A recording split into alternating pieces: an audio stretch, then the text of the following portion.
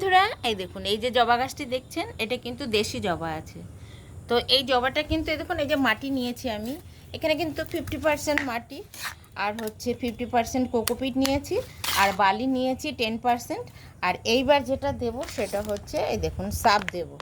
এই যে একটু সার্ফ 1 চামচ করে দিয়ে দিলাম, 1 চামচে একটু বেশি পড়ে গেল, যাই হোক। তো আমি এই মাটিটা কিন্তু একদম ড্রেনেজ ব্যবস্থা ভালো হবে, মানে জল একদমই থাকবে না। যখন গাছটা আমি লাগাবো তো একটু বালি মিশিয়ে নিয়েছি, 2 মুঠো বালি দিয়ে নিয়েছি মাটিটায়। তো এই রকম মাটিতে কিন্তু বন্ধুরা আপনারা সব রকম গাছ লাগাতে পারবেন, সব রকম।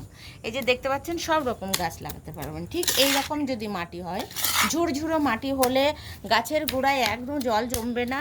এবং এই যে মাটিটা দেখতে পাচ্ছেন আমি তৈরি করছি, খুব ভালো মাটি, খুব ভালো মাটি। তো যে কোনো গাছ কিন্তু এই মাটিতেই লাগাতে পারেন। এই যে দেখতে পাচ্ছেন, তো কোকোপিট যদি না থাকে তাহলে আপনারা শুকনো পাতা পচা সারও দিতে পারেন। এইভাবে দিলে কিন্তু মাটিটা যত আলগা হবে তত কিন্তু গাছ ভালো হবে। এঁটেল মাটি হলে পরে কি টাইট থাকবে, শিকড় বাড়বে না, কোনো ভালোই হবে না। তো এইভাবে মাটিটা আমি কিন্তু মিক্স করে নিচ্ছি। দেখুন দেখছেন আমি কিন্তু বালি দিয়ে দিচ্ছি। দেখুন বালি আমি 2 ইঞ্চি মতো বালি দিয়ে দেবো নিচে, যাতে করে জলটা একদমই না দাঁড়ায়, শিকড় পচে গেলে গাছটা মরে যাবে। তো এবার কিন্তু আমি মাটি দিয়ে দিচ্ছি বন্ধুরা। এই দেখুন এবার মাটি দিয়ে কিন্তু এই গাছের এই যে এই যে গ্রো ব্যাগটা আমি এখন এটা ছিঁড়বো। এই গাছটি আমি দেবো না, আমি এই ছোট গাছটি ছোট টবে দিয়ে দেবো। এই গাছটি একদম গাছ করা সহজ বন্ধুরা। এই দেখুন এখানে কিন্তু থামপট ছিল, এই দেখুন এটা কিন্তু গাছটাকে মেরে দেবে, তো আমি ওটাকে ফেলেই দিলাম। তো এবার আমি কিন্তু এই দেখুন গাছটা এবার লাগিয়ে দেবো। দেখুন এই যে মাটিটা দিয়ে দিচ্ছি,